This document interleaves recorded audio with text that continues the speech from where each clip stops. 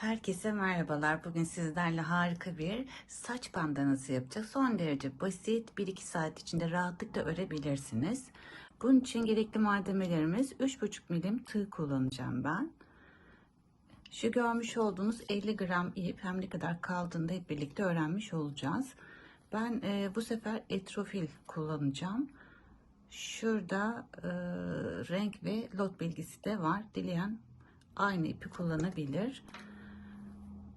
Bunun için ben etrofil kullandım ama bambu ip kullandım. Biraz ince dokusu olan bir ipti.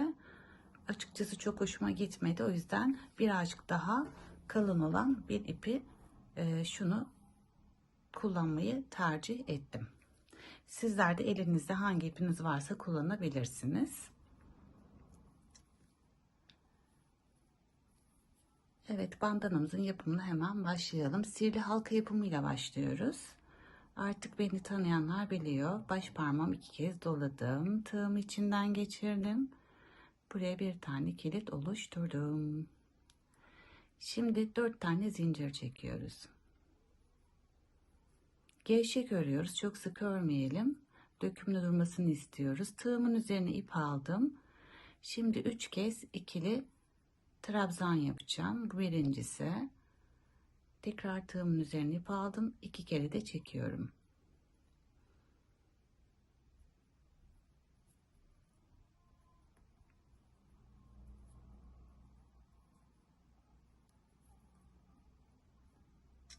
Bir tane zincir, tekrar 3 kez ikili trabzan yapıyoruz. Yani tığımızın üzerine ip alıp 2 kere de çekiyoruz.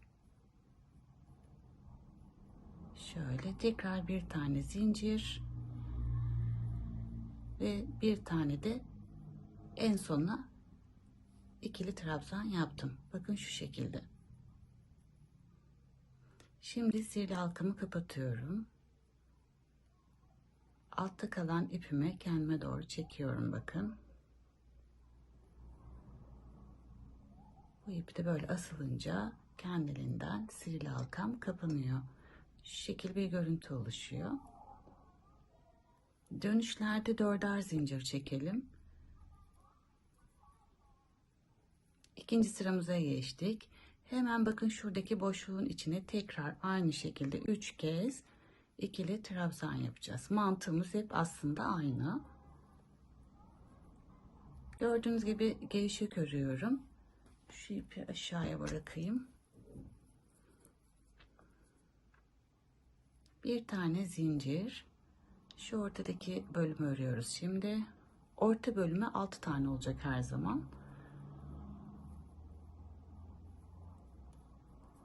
Bir zincir. Tekrar aynı boşluğun içerisine ikinci üçlü trabzanlarımı yapıyorum. İkili trabzanlarımı yapıyorum.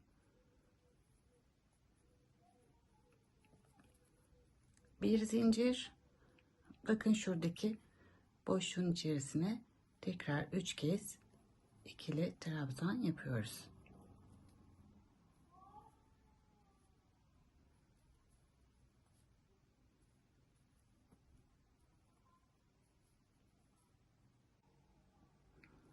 İkinci sıramın sonuna gelince burada tekrar bir tane zincir çekiyorum. Yine bu en sondaki boşluğun içine bir tane ikili trabzanımı yapıyorum. Bütün sıraların sonunda bu işlemi yapmamız gerekiyor. Bu bizim artırmamız oluyor. Dönüşlerde 4 zincir çekiyoruz. Çevirdim. Hemen bu boşluğun içine 3 kez trabzanlarımı yapıyorum.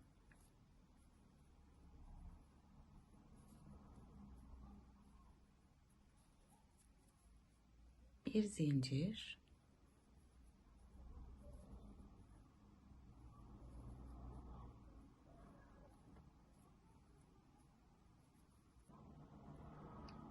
orta bölüme geldim.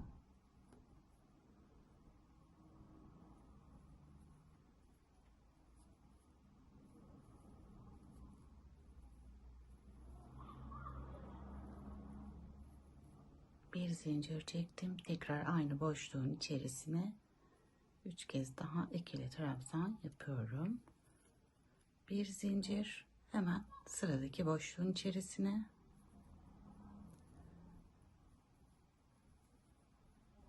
Ben de sizlerle birlikte öğreniyorum, inanın.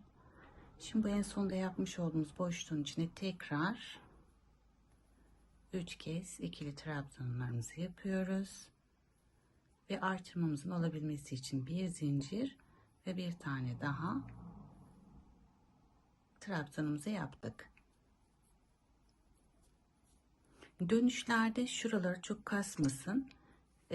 Mümkün olduğunca gevşek, yani çok da gevşek değil ama çok da sıkı örmeyelim ki yapmış olduğumuz bu saç bandanızı saçımızda birazcık daha böyle hoş ve dökümlü dursun. Şimdi kaç sıra öreceğiz? En azından bir 15-16 sıra örelim. Ölçümüze bir bakalım. Çünkü bu ipi ilk kez kullandığım için hani kalınlığından dolayı daha ne kadar örmemiz gerektiğini hep birlikte karar verelim. 17 sıra ördüm. Şu şekilde sayacaksınız. Şu orta kısımlardan şu şekilde 17 sıra ördüm. Bir önceki ördüğüm bandanayla hemen hemen ölçülerimiz aynı denk geldi. Bu oldukça ince iple ördüğüm için bakın ipimiz şu. Bu da etrofil ama oldukça ince bir ip. Şu ipim daha kalın olduğu için 17 sıra örmem yeterli gelmiştir. Bunda 26 sıra ördüm. Şimdi bandanamızın ölçülerini vereyim ben. Size fikir oluştursun en azından ördüğünüz ipliklerle. Burası 43 santim.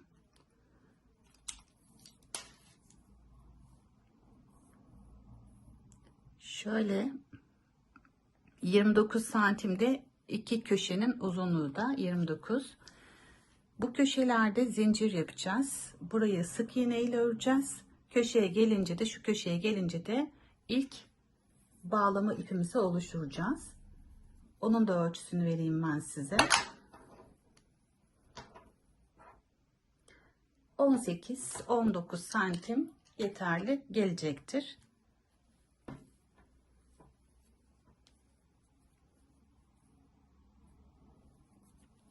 Kaldığımız yerden devam edelim. Şunu toplayıp kenara alayım. Şimdi bakın en son köşeyi oluşturdum. Yine bir tane tekli trabzanla tamamladım. Yani ikili trabzanla tamamladım. Şimdi bir zincir çekiyorum. Şu boşluğun içine bir tane sık iğne yaptım. Hemen bir tane daha. Her boşluğun içine bu şekilde sık iğne ile bu sırayı bu şekilde tamamlayacağız.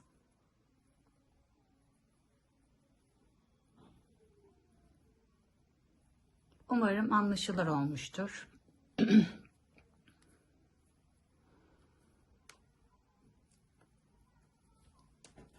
Buraya kadar bu şekilde tamamlayalım. Sık iğnelerimi tamamladım. Her boşluğun içerisine ikişer kere sık iğne yaparak köşe başına kadar geldim. Şimdi ilk bağlama ipimizi yapacağız. Bunun için 45 tane zincir çekeceğiz. Ama zincirlerimiz bakın şöyle sıkı olmasın, gevşek olsun. Çünkü geri dönüp bunların içerisine tekrar sık iğne yapacağız. 45 tane zincirimizi çekelim. 45 tane zincirimi çektim. Hemen geri döndüm. Bakın ikincisinden itibaren sık iğnelerimi yapıyorum. Bu bandananın örerken en büyük özelliği gevşek örmemiz. Biraz dökümde durmasını istediğimiz için. Yine bu zinciri ve sık iğneleri de gördüğünüz gibi oldukça gevşek örüyorum.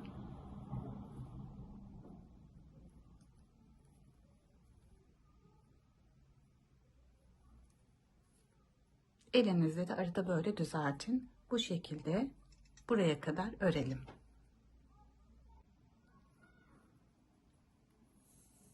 Bakınız şu şekilde oldu. Köşeye kadar geldim. Hemen şuradaki boşluğun içine bir sık iğne ile bunu buraya sabitledim. Şimdi şu görmüş olduğunuz kenar oyalarını öreceğiz. Dilerseniz farklı modellerde tercih edebilirsiniz ama bugün biz bunu öreceğiz. 2 tane zincir çekiyorum. İlk boşluğun içerisine şu şekilde ikili trabzan yapıyorum.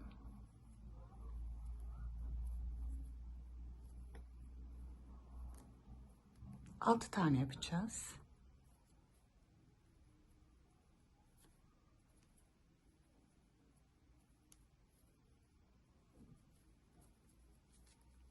İki zincir çekiyorum. Buradaki boşluğun içine. Yani sıradakine. Tekrar 2 zincir. Tığımın üzerine ip aldım. 2 kere de çıkıyorum. İkili trabzanlarımı oluşturuyorum.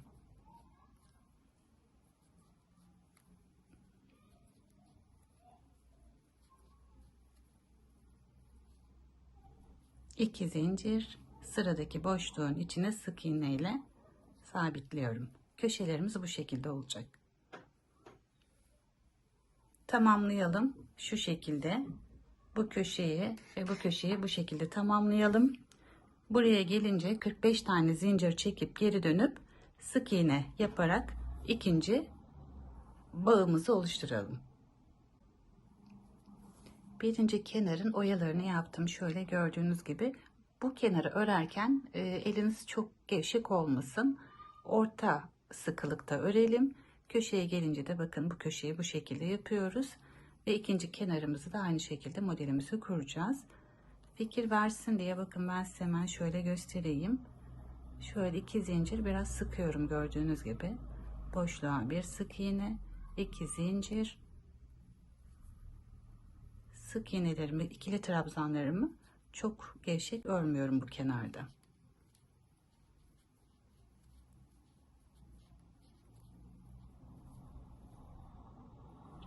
Şöyle güzelce toparlasın istiyoruz.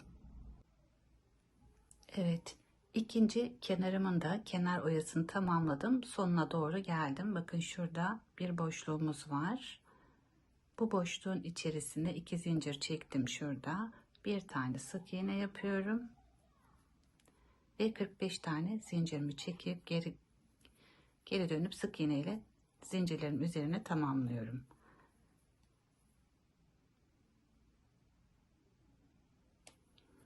Evet, ikinci bağlama ipimi de yaptım. 45 zincir çektim, geri döndüm, sık iğnelerimi tamamladım. Şimdi buraya şu şekilde kapatıyorum. Bir sık iğne ile.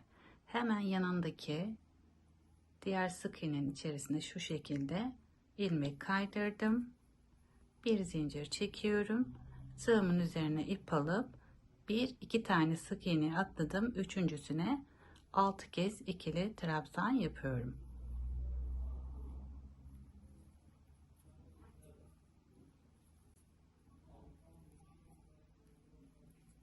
Yorumlarınızı heyecanla bekliyorum. Bundan sonra da çok farklı çalışmalarım olacak. O yüzden takipte kalalım. Abone değilseniz abone olabilirsiniz ücretsiz olarak. 6 tane trabzanımı yaptım. İkili trabzanımı. Bu kenarda aralarda zincir çekmiyoruz.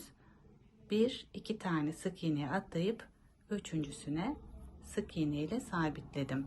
Tekrar tığımın üzerine ip aldım. Bir iki tane atladım. Üçüncü sık iğnenin içerisine yine 6 kez ikili trabzanlarımı yapıyorum. Sıra sonuna kadar bu şekilde öreceğiz.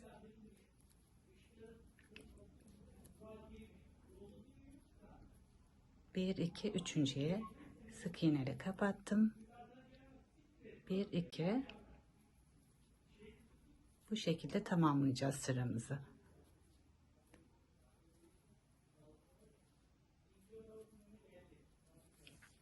Şuraya kadar örelim. Şuraya geldiğinizde en sonuncu ördükten sonra bir sık iğne ile yandakini bağlayıp kapatıyoruz. Bandanamız hazır. 1-2 saat içinde rahatlıkla örebileceğiniz son derece basit bir model. Ama dilerseniz bu modeli değişik aksesuarlarla süsleyebilirsiniz. Ben şu şekilde küçük minik boncuklar kullanmayı düşünüyorum. Ama sizler dilerseniz pul ya da değişik aksesuarlarla daha canlı hale getirebilirsiniz.